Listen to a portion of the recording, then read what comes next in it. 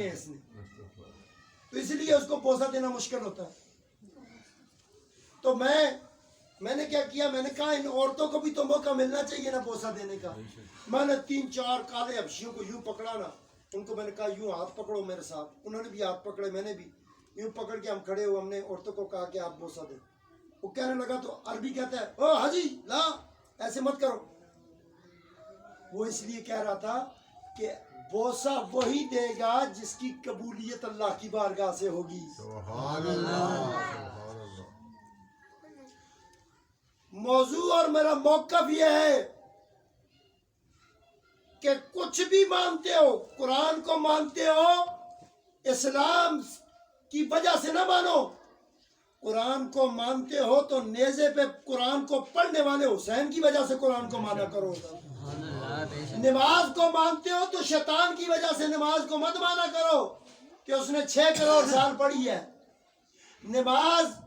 اب وہ میں بتاتا ہوں وہ کیسے، لوگوں سے پوچھو نا بھائی آپ کیا کہتے ہیں، وہ کہتے ہیں ہم نے گڈی پیچھے لکھا پڑھ لو، کیا میرے لیے اللہ ہی کافی ہے۔ کیا لکھا ہوتا ہے میرے لیے اللہ ہی کافی، بس اللہ ہی کافی ہے۔ اس چلے کو پوچھو اکھیاں دو نہیں کیوں انگلی رکھا کر میرے ہستے ایک آنکھ ہی کافی ہے۔ جڑا پوچھے کہ ایک گل ہے جی ایک ہی آنکھ کافی ہے۔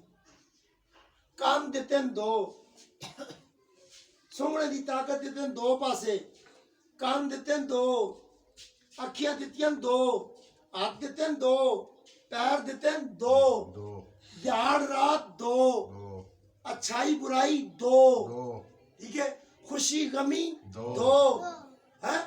ہر چیز اللہ جوڑا جوڑا پیدا کیتی ہو کھوتے ہو۔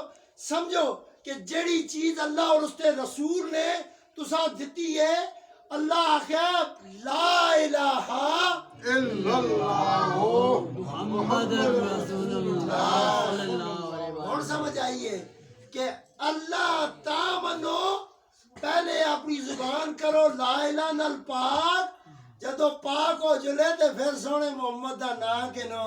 سبحان اللہ۔ اللہ اور اس کے نبی تو علاوہ اگر کوئی بندہ آتا ہے نا میرے لیے بس اللہ ہی کافی ہے، اور سیانے آنکھوں کہ اللہ کافی ہے نا، تے پھر انجو کر، پھر تو صرف ہر ویلے اللہ اللہ ہی کرا کر۔